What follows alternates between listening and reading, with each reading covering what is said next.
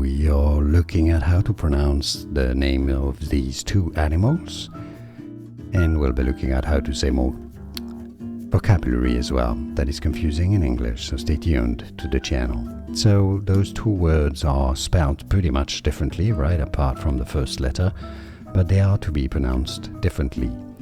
So the first word, the top word here, is monkey, monkey. So it's an A sound, a schwa sound, not an O sound. Monkey, monkey. Now the bottom word is this animal that is a cousin to the horses, right?